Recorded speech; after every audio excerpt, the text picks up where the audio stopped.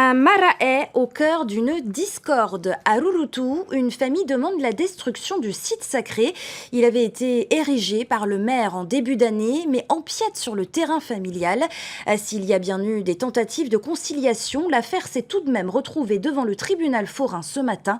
Une affaire qu'a suivi pour nous notre chroniqueur judiciaire Samtei Naouri. Voici le marais qui suscite la colère de certains habitants de l'île de Rurutu envers leur maire. L'objectif de Frédéric Rivetta était de concevoir un site touristique et culturel pour générer des revenus à la commune, mais la majorité des habitants de l'île s'y opposerait et aurait demandé à faire retirer cet édifice. Comble de malchance pour le Tavana, il y aurait eu une erreur dans l'implantation du marais qui empiète sur des terrains qui n'appartiennent pas à la commune.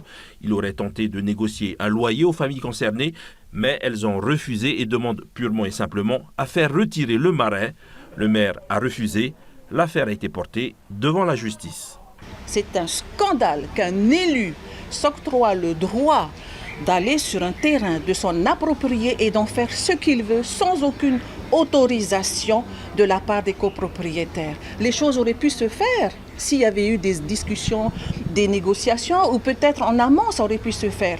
Mais ce n'est pas ce qui s'est passé. Et donc à partir de là, on n'avait pas d'autre moyen de se faire entendre en portant cette affaire devant la justice, puisque le maire lui-même n'a rien voulu entendre lorsque nous lui avons demandé, au nom de toutes les familles, donc de tous les représentants des souches de mon arrière-grand-mère, de retirer ce marais. L'avocat du maire de Rurutu ayant été saisi tardivement a demandé un délai pour préparer sa défense.